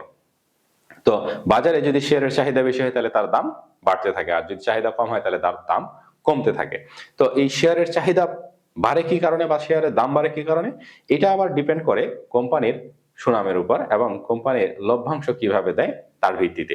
যদি কোম্পানির লভ্যাংশ বেশি বেশি হারে দেয়, কোম্পানির সুনাম যদি ভালো হয়, তাহলে ওই কোম্পানির শেয়ারের বাজারে চাহিদা অনেক বেড়ে যায় এবং ওই শেয়ারের মূল্য বৃদ্ধি পায়। তাহলে কোম্পানির এই সেকেন্ডারি শেয়ারগুলোর দাম যে কোনো সময় পরিবর্তন হতে পারে। তাহলে এই সেকেন্ডারি শেয়ারের দাম নির্ধারিত থাকে না, এটা নির্ধারিত হয় বাজারে চাহিদা এবং যোগানের ক্রিয়া প্রতিক্রিয়ার মাধ্যমে। চাহিদা বাড়তে থাকে তাহলে এই শেয়ারের দামও বাড়তে থাকে, আর চাহিদা যদি কমে যায় তাহলে এই শেয়ারের দাম কমে যায়। তো এই শেয়ারের চাহিদা বাড়ার অন্যতম কারণ হলো কোম্পানির সুনাম এবং কোম্পানি কি পরিমাণে লভ্যাংশ অর্জন করতে পারে এবং মানুষকে লভ্যাংশ বন্টন করে তার ভিত্তিতে। যদি বেশি বেশি লভ্যাংশ অর্জন করতে পারে, কোম্পানির সুনাম যদি অনেক বেশি হয় বা শেয়ার হোল্ডারদেরকে যদি বেশি বেশি মুনাফা প্রদান করতে পারে, তাহলে এই সেকেন্ডারি শেয়ারের দাম বাড়তে থাকে এবং এর চাহিদা বাড়তে থাকে, এর দামও বাড়তে থাকে। তাহলে সেকেন্ডারি শেয়ারের দাম যে কোনো সময় পরিবর্তন হতে পারে, ওঠানামা হতে পারে।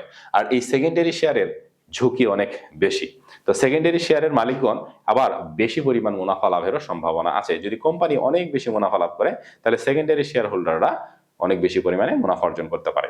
আবার এই সেকেন্ডারি শেয়ারের যারা মালিক হয় তারা কিন্তু লোকসানেরও অংশীদার হয়, অর্থাৎ কোম্পানি যদি লোকসানে চলে যায় তাহলে তাদেরকে লোকসানের অংশীদার হতে হয়। সেকেন্ডারি শেয়ার ক্রয় করে যারা, সেকেন্ডারি শেয়ার হোল্ডারগণ লাভ এবং লোকসান দুটোরই অংশীদার হন। তো এই জন্য সেকেন্ডারি শেয়ারের বিনিয়োগটা ঝুঁকি বেশি। তো ঝুঁকি যদি বেশি, আবার এখানে বেশি পরিমাণে লাভ পাওয়ার সম্ভাবনা রয়েছে, কারণ কোম্পানির যত বেশি লাভ হবে সেকেন্ডারি শেয়ারের মালিকগণ তত বেশি বেশি পরিমাণে মুনাফা অর্জন করতে পারবে। তাহলে এটা ডিপেন্ড করতেছে কোম্পানির লভ্যাংশের উপর, কোম্পানির সুনামের উপর। কোম্পানি যদি লভ্যাংশ বেশি বেশি অর্জন করতে পারে, তাহলে শেয়ার হোল্ডারগণ অর্থাৎ সেকেন্ডারি শেয়ার হোল্ডারগণ বেশি বেশি মুনাফা অর্জন করতে পারে। তাহলে এখানে শেয়ারে ঝুঁকিও বেশি, এখানে অধিক পরিমাণে মুনাফা লাভের সম্ভাবনা আছে। তো এই হলো সেই সেকেন্ডারি শেয়ার। তো এরকম আরো অনেকগুলো শেয়ার আছে, তার মধ্যে আমরা আর দুটো শেয়ার পড়বো যেটা খুব গুরুত্বপূর্ণ। একটাকে বলা হচ্ছে বোনাস শেয়ার, আর একটাকে বলা হচ্ছে রাইট শেয়ার। তো প্রাথমিক শেয়ার হোল্ডারগণ বা সেকেন্ডারি শেয়ার হোল্ডারগণ শেয়ার ক্রয় করলো, এরপরে যখন কোম্পানির মুনাফা বন্টন করা হবে, তো এই মুনাফা বন্টনের সময় যদি কোম্পানি কোনো ব্যক্তি বা প্রতিষ্ঠানকে, যারা শেয়ারের মালিক, তাদেরকে লভ্যাংশের বিপরীতে অর্থ প্রদান না করে যদি বাড়তি শেয়ার প্রদান করে, তখন সেই শেয়ারগুলোকে বলা হচ্ছে বোনাস শেয়ার। তো এটা কখন হয়? যখন কোম্পানি তার মালিকানা বাড়াতে চায় বা কোম্পানির তার মূলধন সম্পদ বাড়াতে চায়, আরো নতুন করে বিনিয়োগ করতে চায়, তখন সে শেয়ার বাজারে ছাড়ে। তো সেই শেয়ার যখন বাজারে ছাড়ে, তখন যারা আগে থেকে শেয়ার হোল্ডার আছে, এই শেয়ার হোল্ডারদেরকেই সেই শেয়ারটা প্রদান করতে পারে। তো লভ্যাংশের বিপরীতে, লভ্যাংশের জন্য নগদ অর্থ প্রদান না করে, তখন সে কি করে? তাদেরকে পুনরায় আরো নতুন শেয়ার প্রদান করে। তো এই লাভের অর্থের বিনিময়ে অর্থ গ্রহণ না করে যদি আমরা শেয়ার গ্রহণ করি, তাহলে সেই শেয়ারটাকে বলা হচ্ছে বোনাস শেয়ার। তাহলে কোম্পানির মুনাফা বন্টনের সময় মুনাফার বিপরীতে যে শেয়ার প্রদান করা হয় সেটাকে বলা হচ্ছে বোনাস শেয়ার। এরপরে হলো রাইট শেয়ার। রাইট শেয়ার কি? একই রকম ভাবে কোম্পানি তার সমুদায় মূলধনের পরিমাণ বাড়াতে চায়, কোম্পানি তার আরো প্রতিষ্ঠানের পরিধি বাড়াতে চায়, তখন সে বাজারে শেয়ার ছাড়ে। তো এরপরে যখন বাজারে শেয়ার ছাড়ে, তখন কোম্পানির যে পূর্বের শেয়ার হোল্ডার আছে, তাদের কোম্পানির নীতিমালা অনুযায়ী তাদের একটা অগ্রাধিকার থাকে। যে কোনো শেয়ার যদি বাজারে ছাড়ে, তাহলে অগ্রাধিকার ভিত্তিতে তারা আগে সেই শেয়ারগুলো ক্রয় করতে পারবে। তো এই ধরনের যখন নতুন শেয়ার বাজারে ছাড়ে, কোম্পানির শেয়ার হোল্ডাররা কোম্পানির নীতিমালা অনুযায়ী যে শেয়ারগুলো ক্রয় করতে পারে অগ্রাধিকারের ভিত্তিতে, সেই শেয়ারগুলোকে বলা হচ্ছে রাইট শেয়ার। সেই শেয়ারগুলোকে কি বলতেছি আমরা? Right share. এই জন্য বলছে কোম্পানি বাড়তি মূলধনের জন্য যদি শেয়ার ছাড়ে, তখন বর্তমান মালিকগণ অধিকারের ভিত্তিতে, যেহেতু তারা পূর্বের শেয়ার হোল্ডার, এই জন্য তাদের একটা অধিকার থাকে, সেই অধিকারের ভিত্তিতে অধিকারযোগ্য যে শেয়ার তারা ক্রয় করতে পারে, সেই শেয়ারগুলোকে বলা হচ্ছে রাইট শেয়ার। তো এই হলো মোটামুটি শেয়ারের ধরন। তো আমরা শেয়ার প্রধানত তিন ধরনের, সেটা অবশ্যই করব: প্রেফারেন্স শেয়ার, সাধারণ শেয়ার আর বিলম্বিত শেয়ার। এরপরে ক্রয় বিক্রয়ের ভিত্তিতে শেয়ার হলো দুই ধরনের, একটাকে বলি আমরা প্রাথমিক শেয়ার, আর একটা হলো মাধ্যমিক শেয়ার বা সেকেন্ডারি শেয়ার। এটা সাধারণত ইস্যুর ভিত্তিতে আমরা বলতে পারি, আবার ক্রয় বিক্রয়ের ভিত্তিতে সেকেন্ডারি শেয়ারকে দুই ধরনের বলতে পারি, একটাকে বলি আমরা প্রাথমিক শেয়ার আর একটাকে বলতেছি আমরা মাধ্যমিক শেয়ার। এরপরে দুটো শেয়ার সম্পর্কে জানবো, একটা হলো বোনাস শেয়ার আর একটা হলো রাইট শেয়ার। এই আমাদের শেয়ারের ধরন, এগুলো নিয়ে আমরা আলোচনা করলাম, এগুলো সম্পর্কে জানলাম। এগুলো আমাদের কতে আসে, অনেক সময় খতেও আসে, যে বোনাস শেয়ার বলতে কি বুঝো, নাহলে বোনাস শেয়ার কতে আসে সবচেয়ে বেশি। প্রাথমিক শেয়ার কি এবং মাধ্যমিক শেয়ার কি, এটা খতেও আসে, যে কোন শেয়ার থেকে অধিক পরিমাণে মুনাফা লাভ করা সম্ভব এবং কোন শেয়ারের ঝুঁকি বেশি। তাহলে আমরা বুঝলাম কি, যে সেকেন্ডারি শেয়ারের ঝুঁকিও বেশি, অধিক মুনাফা লাভের সম্ভাবনা আছে। আর তাহলে কোন শেয়ারের ঝুঁকি কম, প্রাথমিক শেয়ারের ঝুঁকি কম। আর কোন শেয়ারের মালিকগণ ভোটাধিকার ক্ষমতা প্রদান করতে পারে, প্রাথমিক শেয়ার মালিকগণ ভোটাধিকার ক্ষমতা প্রদান করতে পারে। তাই এই প্রাইমারি শেয়ার বলতে কি বুঝো এবং সেকেন্ডারি শেয়ারকে বলতে কি বুঝো, এটা খতে আসে সবচেয়ে বেশি। এরপরে মোস্ট ইম্পর্টেন্ট কোশ্চেন যেটা, সেটা হলো প্রাথমিক শেয়ার আর সেকেন্ডারি শেয়ারের মধ্যে পার্থক্য। এটা খতেও আসতে পারে, এটা গতেও আসতে পারে, অথবা ঘতেও আসতে পারে। তো এই ঘতে বা গতে যা আসুক না কেন, এই প্রাথমিক শেয়ার আর মাধ্যমিক শেয়ারের পার্থক্য আমরা খুব ভালো করে এবার জানবো। যদি খতে আসে তাহলে আমরা 2 থেকে 3টা পার্থক্য লিখবো, আর যদি গ বা ঘতে আসে তাহলে আমরা 4 থেকে 5টা পার্থক্য অবশ্যই লিখবো। এবার আমরা প্রাথমিক শেয়ার আর মাধ্যমিক শেয়ারের মধ্যে পার্থক্যটা দেখবো। তো আমরা জানি যে কোনো জিনিসের যদি আমরা পার্থক্য লিখি, তাহলে প্রথম পার্থক্য দিব সংজ্ঞাগত পার্থক্য। তাহলে প্রাথমিক শেয়ার আর মাধ্যমিক শেয়ারের প্রথমত আমরা সংজ্ঞা দিব, একটু আগে যে সংজ্ঞা জানলাম সে সংজ্ঞা লিখবো। এরপরে আমরা জানি কি, যে প্রাথমিক শেয়ার আইপিও এর মাধ্যমে লটারির মাধ্যমে মালিকানা লাভ করা যায়। তো যখন এই আইপিওর মাধ্যমে এই শেয়ার বিক্রয় করা হয়, তখন যদি শেয়ার এর চেয়ে আবেদনকারীর সংখ্যা বেশি হয়, তখন সেটা লটারি করা হয় এবং লটারির মাধ্যমে লটারিতে যারা জিতে তারা এই শেয়ার ক্রয় করতে পারে, অর্থাৎ মালিকানা লাভ করতে পারে। আর সেকেন্ডারি শেয়ার কি, বিও অ্যাকাউন্টধারীরা স্টক এক্সচেঞ্জের মাধ্যমে এই শেয়ার ক্রয় করতে পারে, অর্থাৎ সেকেন্ডারি শেয়ার ক্রয় করতে পারে স্টক এক্সচেঞ্জের মাধ্যমে।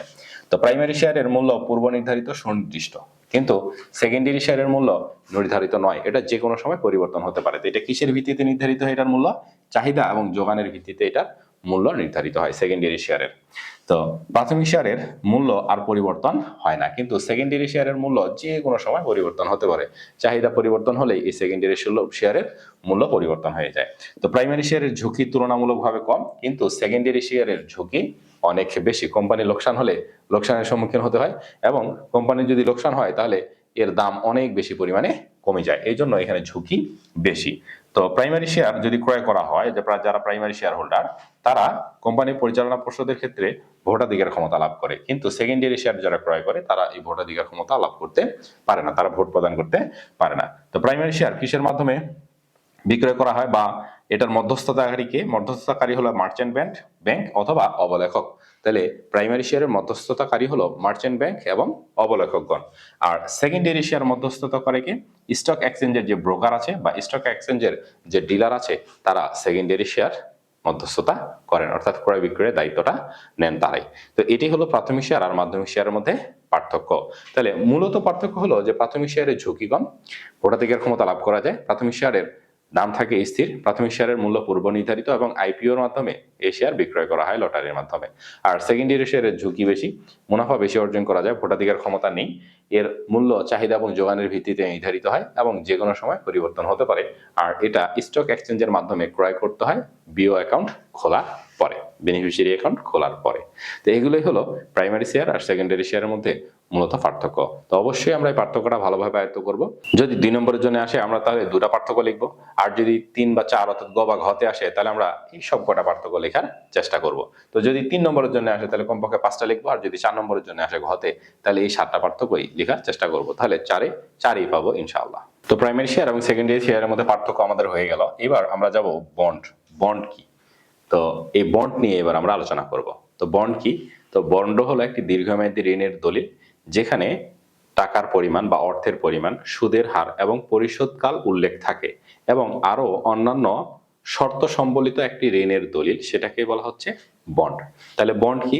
যে বন্ড হলো একটি ঋণপত্র বা ঋণের দলিল, যেখানে মূল্য, নির্ধারিত সময় বা পরিশোধকাল এবং সুদের হার নির্ধারিত থাকে, আরো অন্যান্য কিছু শর্ত সেখানে উল্লেখ থাকে। দীর্ঘমেয়াদী অর্থায়নের একটি দলিল, যেখানে টাকার পরিমাণ বা অর্থের পরিমাণ বা ঋণের পরিমাণ, সুদের হার, পরিশোধকাল এগুলো উল্লেখ থাকে, সেই সাথে অন্যান্য শর্ত সম্বলিত একটা ঋণের দলিল হলো বন্ড।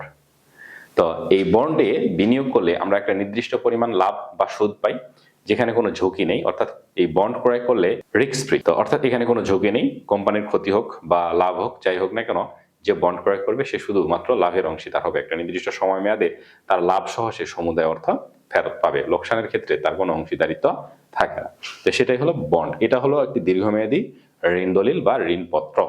তো বন্ডের কিছু বৈশিষ্ট্য আছে, আমরা বন্ডের বৈশিষ্ট্যগুলো এবার জেনে নিই। যে এটি হলো একটি ঋণের দলিল, তো দীর্ঘমেয়াদী ঋণের দলিল।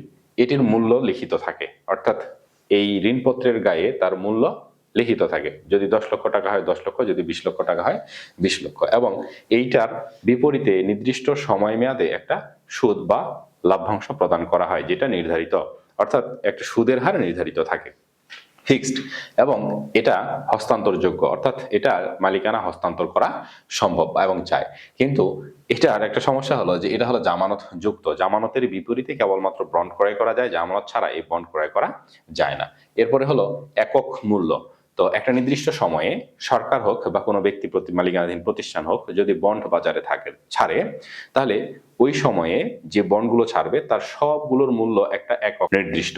অর্থাৎ যদি 500 টাকার হয় তাহলে সকল বন্ড হবে 500 টাকা, আর যদি 1000 টাকার হয় তাহলে সকল বন্ড হবে 1000 টাকার মূল্যের। এই জন্য এটাকে বলা হচ্ছে একক মূল্য, অর্থাৎ এই বন্ডগুলো একটা নির্দিষ্ট বা নির্ধারিত মূল্যেরই হয়, কম বা বেশি কখনো হয় না। এরপরে এটা হলো কর মুক্ত আয়। বন্ডে বিনিয়োগ করলে আমরা যে আয় পাই সেটা হলো কর মুক্ত আয়, অর্থাৎ সেই আয়ের উপরে কোনো কর দিতে হয় না। এবং এটা হলো ঝুঁকিবিহীন একটি ঋণের দলিল বা ঝুঁকিবিহীন একটি বিনিয়োগের অন্যতম মাধ্যম, যেখানে কোনো রিস্ক নেই, ক্ষতি হওয়ার কোনো আশঙ্কা নেই, শুধুমাত্র লভ্যাংশের দাবিদার হওয়া যায়। এরপরে আয় হলো নির্দিষ্ট। যেহেতু সুদের হার নির্দিষ্ট, তাই আয়ের পরিমাণটাও নির্দিষ্ট, অর্থাৎ নির্দিষ্ট সময় মেয়াদে নির্ধারিত একটা আয় আমরা উপার্জন করতে পারবো। তো এগুলো হলো এই বন্ডের বৈশিষ্ট্য। তো এবার আমরা জানবো বন্ডের কিছু ধরন সম্পর্কে। অনেকগুলো ধরন আছে, তার মধ্যে যেগুলো ইম্পর্টেন্ট পরীক্ষায় আসতে পারে এ ধরনের কিছু ধরন আমরা জেনে নিব। যেমন প্রথম যেটা, সেটা হলো ট্রেজারি বন্ড। ট্রেজারি বন্ড কি? সরকার কর্তৃক যে বন্ড বাজারে ছাড়ে সেটাকে বলা হচ্ছে ট্রেজারি বন্ড, সরকার। এরপরে কর্পোরেট বন্ড। তো কর্পোরেট বন্ড হলো বিভিন্ন প্রকার প্রতিষ্ঠান বা কোম্পানি যখন বাজারে বন্ড ছাড়ে তখন সেটাকে বলা হচ্ছে কর্পোরেট বন্ড, বা ব্যক্তি মালিকানাধীন কোনো প্রতিষ্ঠান যখন এই বাজারে বন্ড ছাড়ে তখন সেই বন্ডগুলোকে বলা হচ্ছে কর্পোরেট বন্ড। আর সরকারি প্রতিষ্ঠান বা সরকার যদি বাজারে বন্ড বিক্রয় করে তাহলে সেই বন্ডগুলোকে বলা হচ্ছে ট্রেজারি বন্ড। এরপরে হলো আয় বন্ড। তো আয় বন্ড কি? যেই বন্ডের লভ্যাংশ বা লাভ কোম্পানির আয়ের উপরে নির্ভর করে, সেই আয়ের ভিত্তিতে এই লভ্যাংশ প্রদান করা হয়, সেগুলোকে বলা হচ্ছে আয় বন্ড। এরপরে জিরো কুপন বন্ড। তো এই সকল বন্ডে কোনো সুদের হার নির্দিষ্ট থাকে না, এগুলো সাধারণত লভ্যাংশ একেবারেই নেই বললেই চলে।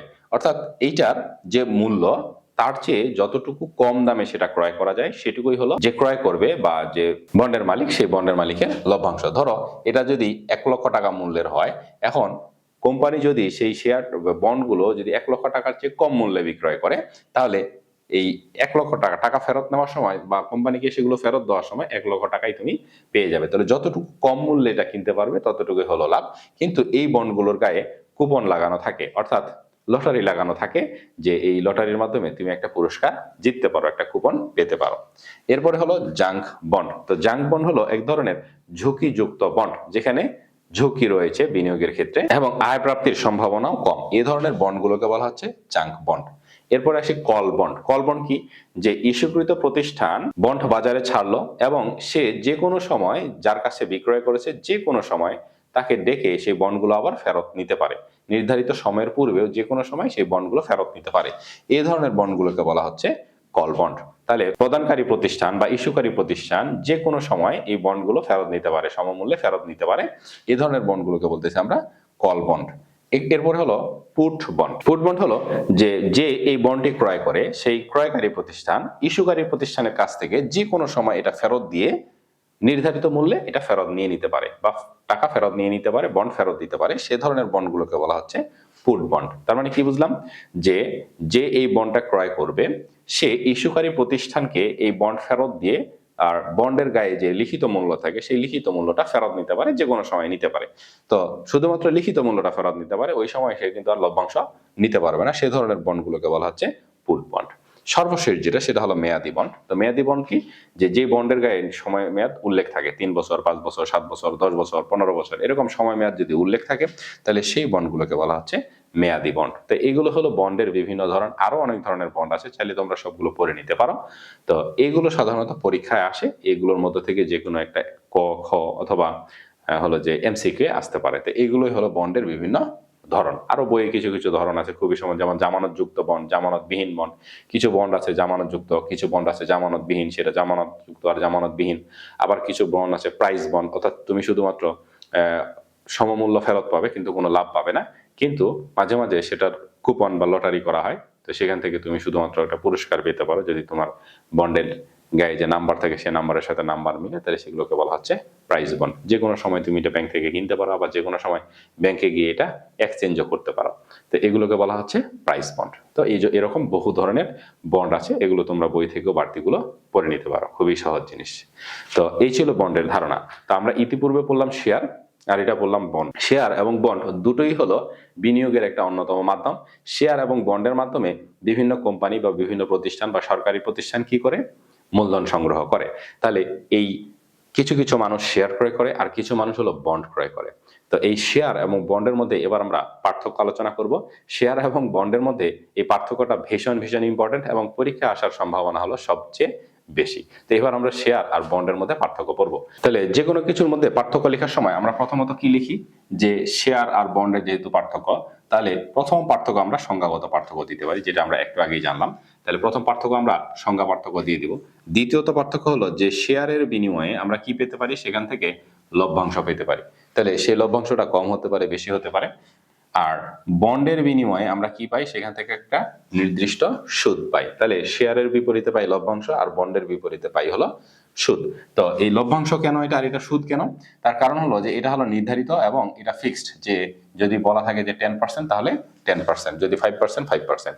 কিন্তু এটাকে আমরা লভ্যাংশ বলতেছি কেন, যে এটা হলো কোম্পানির লাভের উপর এটা ডিপেন্ড করে। কোম্পানির লাভ বেশি হলে আমাদেরকে বেশি পরিমাণে প্রদান করে, কোম্পানির লাভ কম হলে আমাদেরকে কম পরিমাণে প্রদান করবে। কোম্পানি যদি লাভ না হয় তাহলে কোনো লাভ প্রদান করবে না, এই জন্য এটার থেকে প্রাপ্ত এটাকে আমরা বলি লভ্যাংশ। আর এটা যেহেতু নির্ধারিত ফিক্সড, এই জন্য এটাকে বলা হচ্ছে সুদ। তাহলে এই শেয়ারের মাধ্যমে আমার যে আয় বা আয় প্রাপ্তির সম্ভাবনা থাকে, লভ্যাংশ সম্ভাবনা থাকে, তো সেটা হলো অনির্ধারিত, অর্থাৎ কত পাবো সেটা আমরা জানি না। কিন্তু বন্ডে বিনিয়োগ করলে যে লাভ পাবো সেটা হলো পূর্ব নির্ধারিত, বন্ডের গায়ে লিখিত থাকে, যে বন্ডের সংজ্ঞায় লিখা আছে যে সুদের হার পরিশোধকাল হলো উল্লেখযোগ্য, মানে উল্লেখ করা থাকে। তাহলে সেখান থেকে আমরা লভ্যাংশের পরিমাণটা নির্ধারিত থাকে। তো এটাতে সাধারণত ঝুঁকি বেশি। কেন ঝুঁকি বেশি, যে এখানে যে বিনিয়োগ করছি আমরা, কোম্পানি যদি লোকসান হয় তাহলে আমাদেরকেও লোকসানের অংশীদার হতে হবে, যদি লাভ হয় তাহলে আমরা লাভ পাবো, এই জন্য এটার ঝুঁকি বেশি। কিন্তু বন্ডে কোনো ঝুঁকি নেই, কারণ কোম্পানির লাভ হোক বা লোকসান হোক, যাই হোক না কেন, যারা বন্ড ক্রয় করবে তারা শুধুমাত্র সুদের হার পাবে, কোম্পানির লোকসানের কোনো অংশীদার হতে হয় না। তো এই শেয়ার ক্রয় করলে শেয়ার হোল্ডাররা ভোটাধিকার প্রদান করতে পারে, ভোটাধিকার ক্ষমতা আছে, কিন্তু যারা বন্ড ক্রয় করে তারা ভোট প্রদানের ক্ষমতা রাখে না। এই শেয়ার যখন আমরা ক্রয় করি, শেয়ার হলো জামানত বিহীন একটি বিনিয়োগের মাধ্যম, যেটা ক্রয় করতে গেলে আমাদের কোনো জামানতের প্রয়োজন পড়ে না। কিন্তু বন্ড ক্রয় করতে গেলে আমাদের কিছু না কিছু অবশ্যই জামানত রাখতে হয়। তাহলে এই বন্ড হলো জামানত যুক্ত। শেয়ার কি, লাভ এবং লোকসান দুটোরই অংশীদার হতে হয়। তাহলে শেয়ার মালিকরা কোম্পানির লাভ এবং লোকসান দুটোরই অংশীদার হতে পারে, কিন্তু বন্ডের ক্ষেত্রে শুধুমাত্র সে লভ্যাংশই পাবে, সে কখনো লোকসানের অংশীদার হয় না। আর এটা কি, যে পরিচালনায় অংশ নিতে পারে, কিন্তু বন্ড যারা ক্রয় করে তারা কখনো কোম্পানির পরিচালনায় অংশ নিতে পারে না।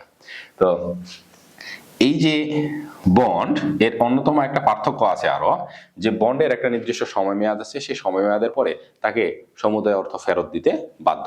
কিন্তু আমরা যদি শেয়ারে ইনভেস্টমেন্ট করি, তাহলে শেয়ারের কোনো নির্দিষ্ট সময়কাল নেই, এটার কোনো পরিশোধকাল নেই।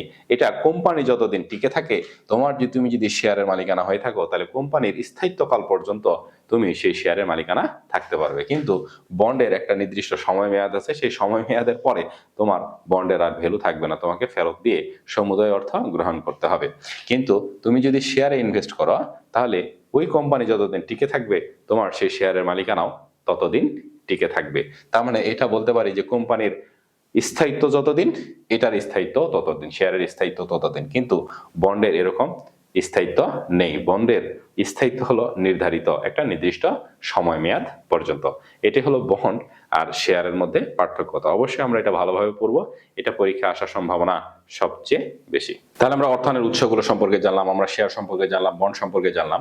তো এতক্ষণ যাবত যেগুলো আমরা পড়ছি সেগুলো সাধারণত ক, খ এবং গতে আসে বেশি, কিন্তু ঘতে কিছু ব্যাখ্যামূলক প্রশ্ন আসে। তো সেগুলো কি ধরনের আসতে পারে এবার আমরা সে সম্পর্কে জানবো। তো সেগুলো কি আসতে পারে, যেমন যে শিল্প গঠনে বা শিল্প পুঁজি গঠনে শেয়ার বাজারের ভূমিকা। তো পুঁজি গঠনে শেয়ার বাজারের ভূমিকা, তো পুঁজি গঠনে শেয়ার বাজার কিভাবে ভূমিকা রাখে। তো মানুষের তার ক্ষুদ্র ক্ষুদ্র সঞ্চয় একত্রীকরণ করে যে মূলধন সঞ্চয় করে বা যে মূলধন গঠন করে, সেটা কিন্তু বিনিয়োগ করার একটা অন্যতম প্রধান মাধ্যম হলো পুঁজিবাজার। এই পুঁজিবাজারের মাধ্যমে সে কিন্তু বিনিয়োগ করতে পারে, পুঁজিবাজারের মাধ্যমে শেয়ার ক্রয় করতে পারে, বন্ড ক্রয় করতে পারে। তো এই মানুষের সঞ্চিত অর্থ মূলধনে পরিণত করার বা বিনিয়োগ করার একটা অন্যতম প্রধান মাধ্যম হলো এই পুঁজিবাজার বা শেয়ার বাজার। এই শেয়ার বাজারের মাধ্যমে মানুষ কি করতে পারে, তার সঞ্চিত অর্থ বিনিয়োগ করতে পারে, বিনিয়োগ করে লাভবান হতে পারে। তো এখানে বলছে আমাদের প্রশ্ন যেটা, সেটা হলো শিল্প পুঁজি গঠনে শেয়ার বাজারের ভূমিকা। তো শিল্প পুঁজি গঠনে শিল্পের ক্ষেত্রে আমাদের হিউজ পরিমাণ পুঁজির প্রয়োজন হয়। কোনো একটা প্রতিষ্ঠান বা শিল্প প্রতিষ্ঠান যখন আমরা উদ্যোগ নিব পরিচালনা করার ক্ষেত্রে, তখন একটা বিশাল পরিমাণ মূলধনের প্রয়োজন হয়। তাহলে সেই মূলধন কোনো একক ব্যক্তিগত অর্থ দিয়ে আসলে পরিচালনা করা সম্ভব হয় না বা প্রতিষ্ঠা করা সম্ভব হয় না। তখন কি করতে হয়, এই পুঁজিবাজারের মাধ্যমে ওই প্রতিষ্ঠান বা ওই শিল্প প্রতিষ্ঠান তার মূলধন বা অর্থায়নের চেষ্টা করে। তো সেটা কিভাবে, পুঁজিবাজারের স্টক এক্সচেঞ্জের মাধ্যমে, শেয়ার ক্রয় বিক্রয়ের মাধ্যমে অথবা বন্ড ক্রয় বিক্রয়ের মাধ্যমে। তো যখন কোনো একটা শিল্প প্রতিষ্ঠান তার নিজস্ব তহবিলের মাধ্যমে অর্থায়ন করতে পারে না, তখন সে পুঁজিবাজারে প্রবেশ করে এবং তার কোম্পানিটি বা প্রতিষ্ঠানটি স্টক এক্সচেঞ্জের তালিকাভুক্ত করে। এই স্টক এক্সচেঞ্জের তালিকাভুক্ত করার ফলে সে কি করতে পারে, প্রাথমিক শেয়ার আর সেকেন্ডারি শেয়ার ক্রয় বিক্রয় করতে পারে। মূলত সে প্রাথমিক শেয়ার প্রথমত বিক্রয় করে, এরপরে বন্ড বিক্রয় করতে পারে। আইপিওর মাধ্যমে সে প্রথমত প্রাথমিক শেয়ার বিক্রয় করে। এই কোম্পানি যখন স্টক এক্সচেঞ্জে তালিকাভুক্ত হয়, তখন সে এই শেয়ার ক্রয় বিক্রয়ের অনুমতি পায়। তো এই শেয়ার বিক্রয়ের মাধ্যমে কোম্পানি তখন হিউজ পরিমাণ একটা মূলধন সংগ্রহ করতে পারে, যা অন্য কোনো প্রতিষ্ঠানের মাধ্যমে সেটা সংগ্রহ করা সম্ভব নয়। অর্থায়নের অনেকগুলো উৎস আছে। তো এই অর্থায়নের অনেকগুলো উৎসের মধ্যে যেমন আমরা জানি যে নিজস্ব মূলধন, ব্যক্তির নিজস্ব সঞ্চয়, ব্যক্তির স্থায়ী সম্পদ বিক্রয় করে যে আয় পায় সেটা সে বিনিয়োগ করতে পারে। এরপরে সে কি করে, বিভিন্ন আত্মীয় স্বজনের কাছ থেকে ঋণ করে সে অর্থায়ন করতে পারে। বিভিন্ন আর্থিক প্রতিষ্ঠান থেকে সে ঋণ গ্রহণ করতে পারে, ব্যাংক বা আদার্স কোনো আর্থিক প্রতিষ্ঠান থেকে ঋণ গ্রহণ করতে পারে। তাহলে এই গৃহীত ঋণ দিয়েও অনেক সময় শিল্প প্রতিষ্ঠানের, অনেক সময় কি বহুলাংশেই যে এই শিল্প প্রতিষ্ঠানের পুঁজির সমুদায় অর্থ যোগান দেওয়া সম্ভব হয় না। তখন তাকে কি করতে হয়, এই পুঁজি বাজারে প্রবেশ করতে হয়, অর্থাৎ স্টক এক্সচেঞ্জের তালিকাভুক্ত হয়ে বাজারে শেয়ার ছাড়তে হয়। তো এই শেয়ারের মাধ্যমে একটা হিউজ পরিমাণ লেনদেন করা সম্ভব হয়, অর্থাৎ মূলধন সংগ্রহ করা সম্ভব হয়। তাছাড়াও একটা শিল্প প্রতিষ্ঠান যখন অন্যান্য উৎসগুলো থেকে অর্থ সংগ্রহ করে, তখন তাকে একটা নির্দিষ্ট সময় মেয়াদে লভ্যাংশ সহ সকল উৎস থেকে গৃহীত অর্থ তাকে ফেরত দিতে হয়। কিন্তু যখন আমরা শেয়ার বাজারের মাধ্যমে, শেয়ার ক্রয় বিক্রয়ের মাধ্যমে পুঁজি সংগ্রহ করে, তখন তাকে সেই পুঁজির সংগৃহীত অর্থ কখনোই আর প্রদান করতে হয় না, শুধুমাত্র লভ্যাংশ প্রদান করতে হয়। কোম্পানির লাভ হলে লভ্যাংশ প্রদান করতে হয়, যদি কোম্পানির লাভ না হয় তাহলে লাভ প্রদান করতে হয় না। আর কোম্পানি যতদিন টিকে থাকে ততদিন পর্যন্ত শেয়ার মালিকদের টাকাও তাকে কখনো ফেরত দিতে হয় না। এটা কোম্পানির স্থায়িত্বের উপরে নির্ভর করে। আজীবন কোম্পানি টিকে থাকলে আজীবন সেই কোম্পানির তাকে মূলধনের অংশ বা শেয়ার বাজার থেকে সংগৃহীত অর্থ কখনোই তাকে ফেরত দিতে হয় না। তো এইটা হলো এই পুঁজিবাজার থেকে বা মূলধন বাজার থেকে বা শেয়ার বাজার থেকে এই অর্থায়নের একটা অন্যতম বিশাল সুবিধা। অন্যান্য উৎসগুলো থেকে যখন অর্থ সংগ্রহ করা হয়, তখন সমুদায় অর্থ একটা নির্দিষ্ট সময় মেয়াদে লভ্যাংশ সহ তাকে পরিশোধ করতে হয়, পরিশোধ করতে বাধ্য। কিন্তু শেয়ার বাজার থেকে শেয়ার বিক্রয়ের মাধ্যমে যে অর্থ সংগ্রহ করা হয়, সেটা কোম্পানির স্থায়িত্বকাল পর্যন্ত ডিপেন্ড করে। স্থায়িত্বকাল পর্যন্ত তাকে সেই সমুদায় অর্থ আর কখনোই ফেরত দিতে হয় না, শুধুমাত্র লভ্যাংশই প্রদান করতে হয়। তো এই জন্য এই শিল্প পুঁজি গঠনে শেয়ার বাজারের ভূমিকা হলো সবচেয়ে গ্রহণযোগ্য। তো এইগুলোই আমরা খুব সুন্দর করে পয়েন্টস আকারে আলোচনা করব। এরপরে আমাদের সর্বশেষ প্রশ্ন আছে কি, যে অর্থায়নের সবচেয়ে সুবিধাজনক উৎস আসলে কোনটি। তো অর্থায়নের সবচেয়ে সুবিধাজনক উৎস, এটাই আমরা আলোচনা করলাম যে শিল্প পুঁজি গঠনে শেয়ার বাজারের ভূমিকা যেটা, তেমনি অর্থায়নের সবচেয়ে বড় সুবিধাজনক উৎস হলো এই পুঁজিবাজার। তাহলে অর্থায়নের সবচেয়ে বড় এবং সুবিধাজনক উৎস হলো, আমরা বলতে পারি এক কথায় পুঁজিবাজার, অথবা আমরা বলতে পারি যে শেয়ার বাজার। তো মূলত বলবো আমরা পুঁজিবাজার। কেন? এই যে এর কিছু সুবিধা আমরা আলোচনা করব। পুঁজিবাজারের সুবিধা কি কি? যে এখান থেকে হিউজ পরিমাণ অর্থ সংগ্রহ করা সম্ভব হয়। তুমি যত পরিমাণ অর্থ সংগ্রহ করতে চাও সেই পরিমাণ অর্থ সংগ্রহ করতে পারো এই পুঁজিবাজার থেকে। পুঁজিবাজারের আরেকটা সুবিধা হলো যে যখন তুমি অর্থ সংগ্রহ করলা তখন তোমাকে আর মূলধন কখনোই ফেরত দিতে হয় না। তোমার কোম্পানির স্থায়িত্বকাল পর্যন্ত মূলধন তোমাকে কখনোই ফেরত দিতে হয় না। আর অন্যান্য উৎস থেকে যখন তুমি অর্থ সংগ্রহ করবে তখন তোমাকে কি করতে হবে? যদি ব্যাংক থেকে ঋণ নাও নির্দিষ্ট সময়ের মধ্যে পরিশোধ করতে হবে। যদি কোনো ব্যক্তির কাছ থেকে ঋণ নাও একটা নির্দিষ্ট সময় মেয়াদ থেকে পরিশোধ করতে হবে। যদি তুমি বন্ড বাজারে ছাড়ো তাহলে একটা নির্দিষ্ট সময় মেয়াদে ছাড়তে হয়, 5 বছর, 7 বছর, 10 বছর।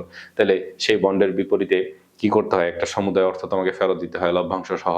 আত্মীয় স্বজনদের কাছ থেকে নাও কিংবা ব্যাংক প্রতিষ্ঠান থেকে ঋণ গ্রহণ করো, তাহলে সমুদায় অর্থ তোমাকে ফেরত দিতে হবে লভ্যাংশ সহ একটা নির্দিষ্ট সময় মেয়াদে। কিন্তু যখন তুমি এই শেয়ার বিক্রয় করবে, মানুষ যখন পুঁজিবাজার থেকে শেয়ার ক্রয় করে তোমার কোম্পানিতে ইনভেস্ট করবে, তখন এইটা তোমাকে আর কখনোই ফেরত দিতে হয় না, শুধুমাত্র লভ্যাংশ দিতে হয়। তাহলে কোম্পানি যতদিন টিকে থাকে ততদিন পর্যন্ত তোমার এই মূলধন কখনো ফেরত দিতে হয় না। আবার শেয়ারের আরেকটা সুবিধা হলো কি, বা পুঁজিবাজার থেকে অর্থ সংগ্রহের সুবিধা হলো যে লাভ লোকসান দুটোরই অংশীদার হয়। লাভ হলে লাভ পাবে, কিন্তু লোকসান হলে লোকসানেরও অংশীদার হতে হয়। তো এটা হলো সবচেয়ে বড় সুবিধা। কিন্তু অন্যান্য উৎস থেকে যদি আমরা অর্থ সংগ্রহ করি তাহলে তারা শুধু লাভের অংশই গ্রহণ করে, কখনো কোম্পানির লোকসানের অংশীদার হয় না। তো এই জন্য এই অর্থায়নের সবচেয়ে বড় এবং সবচেয়ে সুবিধাজনক মাধ্যম হলো এই পুঁজিবাজার। এই পুঁজিবাজার থেকে অর্থ সংগ্রহ করা। এরপরে আমাদের প্রশ্ন আসে যে আমাদের উদ্দীপকে থাকবে এরকম যে কোনো একজন ব্যক্তির বিনিয়োগের উৎস দেওয়া থাকবে। ধরো কোনো একজন ব্যক্তি 30 লক্ষ টাকা আছে, সে কি করলো? কিছু টাকা প্রাইমারি শেয়ার কিনলো, কিছু টাকা সেকেন্ডারি শেয়ার কিনলো এবং কিছু টাকা দিয়ে সে বন্ড ক্রয় করলো। এখন প্রশ্ন থাকবে আমাদের যে এই যে সে 3টা খাতে বিনিয়োগ করলো, এই 3টা খাতের মধ্য থেকে কোন খাতের রিস্ক বেশি আবার অধিক মুনাফা লাভেরও সম্ভাবনা আছে, অথবা এই 3টি খাতের মধ্য থেকে কোন খাত থেকে সে সবচেয়ে বেশি পরিমাণে মুনাফা লাভ করতে পারে এবং আবার ঝুঁকিও অনেক বেশি। ঝুঁকিও বেশি কিন্তু অধিক মুনাফা লাভের সম্ভাবনাও আছে। আবার বলতে পারে যে কোন খাত থেকে মুনাফার পরিমাণ নির্দিষ্ট, অর্থাৎ সুনির্দিষ্ট মুনাফা অর্জন করা যায় এবং সুনিশ্চিত মুনাফা অর্জন করা যায়। এইটা হলো সর্বশেষ প্রশ্ন এবং এটাই সবচেয়ে বেশি ইম্পর্টেন্ট। তাহলে আমরা জানি কি যে শেয়ার দুই ধরনের, একটা হলো প্রাইমারি শেয়ার আর একটা হলো সেকেন্ডারি শেয়ার। তো এই শেয়ারের মাধ্যমে যে অর্থ বিনিয়োগ করা হয় আর বন্ডের মাধ্যমে একটা অর্থ বিনিয়োগ করা হয়, তাহলে প্রাইমারি শেয়ারের কিন্তু ঝুঁকি কম, লভ্যাংশ কম, আর সেকেন্ডারি শেয়ারের ঝুঁকি বেশি এবং লভ্যাংশ বেশি। আর বন্ডের ক্ষেত্রে কি হয় আমরা জানি যে বন্ডের সুদের হারটা নির্দিষ্ট এবং সময় মেয়াদও নির্দিষ্ট। তো এই বন্ডে যদি বিনিয়োগ করি তাহলে লোকসানের কখনো অংশীদার হতে হয় না, নির্দিষ্ট সময় মেয়াদে শুধুমাত্র লভ্যাংশেরই দাবিদার হয়। তাহলে এই বন্ডে বিনিয়োগ ঝুঁকিবিহীন, বন্ডে বিনিয়োগটা হলো ঝুঁকিবিহীন এবং বন্ডের থেকে আমরা সুনির্দিষ্ট এবং নির্ধারিত হারে মুনাফা অর্জন করতে পারি। তাহলে এই বন্ড হলো ঝুঁকিমুক্ত নির্দিষ্ট লভ্যাংশ অর্জনের একটা বিনিয়োগ ক্ষেত্র। আর শেয়ার হলো প্রাইমারি শেয়ার বা সেকেন্ডারি শেয়ার, বিশেষত প্রাইমারি শেয়ারের ঝুঁকি কম, মুনাফা লাভের সম্ভাবনা কম, আর সেকেন্ডারি শেয়ারের ঝুঁকিও বেশি, মুনাফা লাভের সম্ভাবনা বেশি। কেন ঝুঁকি বেশি? এই সেকেন্ডারি শেয়ারের মূল্য উঠানামা করে, এটি কোম্পানির সুনামের উপরে ডিপেন্ড করে, কোম্পানির লভ্যাংশের উপরে ডিপেন্ড করে। এবং সেকেন্ডারি শেয়ারের মূল্য উঠানামার প্রধান কারণ হলো চাহিদা এবং যোগানের ক্রিয়া প্রতিক্রিয়ার দ্বারা এই সেকেন্ডারি শেয়ারের মূল্য নির্ধারিত হয়। তো কোম্পানির সুনাম যদি বেশি হয় তাহলে ওই কোম্পানির শেয়ারের চাহিদা বাড়ে, ওই কোম্পানির শেয়ারের মূল্য বৃদ্ধি পায়। কোম্পানি যদি বেশি বেশি পরিমাণে লভ্যাংশ অর্জন করতে পারে তাহলে শেয়ার হোল্ডাররা বেশি বেশি পরিমাণে লাভ পায়, তখন ওই শেয়ারের দামও অনেক বেশি পরিমাণে বৃদ্ধি পায়। তো এই জন্য সেকেন্ডারি শেয়ারের মূল্যও বৃদ্ধি পায় এবং মুনাফা অধিক অর্জন করা সম্ভব হয়। আবার এটা কিন্তু ঝুঁকিও অনেক বেশি। কেন? যদি কোনো কারণে কোম্পানির লভ্যাংশ কমে যায়, কোম্পানির সুনাম নষ্ট হয়ে যায়, তাহলে তখন শেয়ারের দাম অনেক বেশি পরিমাণে কমে যায়। তখন শেয়ার হোল্ডাররা তাদের এই শেয়ারকৃত অর্থের মূলধন অংশই ফেরত পায় না, অনেক সময় দাম এত বেশি পরিমাণে কমে যায়, তখন অনেক বেশি পরিমাণে ক্ষতিগ্রস্ত হয়। তাহলে এই জন্য এই সেকেন্ডারি শেয়ারের ঝুঁকিও বেশি এবং অধিক মুনাফা লাভের সম্ভাবনাও বেশি, অর্থাৎ সবচেয়ে বেশি মুনাফা অর্জন করা যায় এই সেকেন্ডারি শেয়ার থেকে। প্রাইমারি শেয়ারের ঝুঁকি কম কিন্তু এখানে মুনাফাও কম, আর বন্ড হলো ঝুঁকিমুক্ত, নির্দিষ্ট মুনাফা অর্জন করা সম্ভব। আর তাছাড়াও এই সেকেন্ডারি শেয়ার থেকে আজীবন মুনাফা লাভ অর্জন করা সম্ভব, কোম্পানি যতদিন টিকে থাকবে ততদিন পর্যন্ত মুনাফা লাভ করা সম্ভব। আর বন্ড থেকে যদি আমরা মুনাফা লাভ করি, তাহলে এখান থেকে শুধু একটা নির্দিষ্ট সময় মেয়াদেই আমরা এই মুনাফাটা পাবো। সময় মেয়াদ শেষ হয়ে গেলে সেখান থেকে আর মুনাফা পাবো না। কিন্তু এই সেকেন্ডারি শেয়ার বা প্রাইমারি শেয়ার, এই দুটো শেয়ারের মধ্যে আমরা যেটাতে বিনিয়োগ করি না কেন, এটা কোম্পানির স্থায়িত্বকাল পর্যন্ত টিকে থাকে। অর্থাৎ কোম্পানি যদি আজীবন টিকে থাকে, তাহলে আজীবন তুমি সেখান থেকে মুনাফা অর্জন করতে পারো। এটার কোনো নির্ধারিত সময়সীমা নেই। এই জন্য বলা হয় সেকেন্ডারি শেয়ারের ঝুঁকিও বেশি আর অধিক মুনাফা লাভের সম্ভাবনা রয়েছে। প্রাইমারি শেয়ারে ঝুঁকি কম, কিন্তু প্রাইমারি শেয়ার থেকে কম পরিমাণে লভ্যাংশ অর্জন করা যায়। সেকেন্ডারি শেয়ারের ঝুঁকিও বেশি, দামও যদি বাড়ে তাহলে সেখান থেকে অধিক পরিমাণে মুনাফা অর্জন করতে পারি। তাই রিস্ক বেশি, মুনাফা বেশি, তাহলে অধিক মুনাফা লাভের সম্ভাবনা হলো সেকেন্ডারি শেয়ার থেকে। তো এইটা আমরা অবশ্যই ভালোভাবে মনে রাখবো। আর এটি পরীক্ষা আসার সম্ভাবনা সবচেয়ে বেশি। এই অর্থায়ন থেকে যদি প্রশ্ন আসে, তাহলে এই বিনিয়োগের তিনটা ক্ষেত্র, প্রাইমারি, সেকেন্ডারি আর bond, primary share, secondary share আর বন্ড, এর মধ্যে থেকে এই তিনটা জিনিসের মধ্যে থেকে তিনটাই অথবা সেকেন্ডারি শেয়ার এবং বন্ডের মাধ্যমে বিনিয়োগ করে কোথা থেকে সুনির্দিষ্ট নির্ধারিত মুনাফা অর্জন করা সম্ভব, অথবা কোনটি থেকে অধিক মুনাফা অর্জন করা সম্ভব, অর্থাৎ ঝুঁকিও অধিক কিন্তু মুনাফাও অধিক লাভ করা সম্ভব, এই প্রশ্নটা আসার সম্ভাবনা সবচেয়ে বেশি। তো আশা করি বুঝতে পেরেছ। সবাই ভালো থাকবে, সুস্থ থাকবে। আল্লাহ হাফেজ।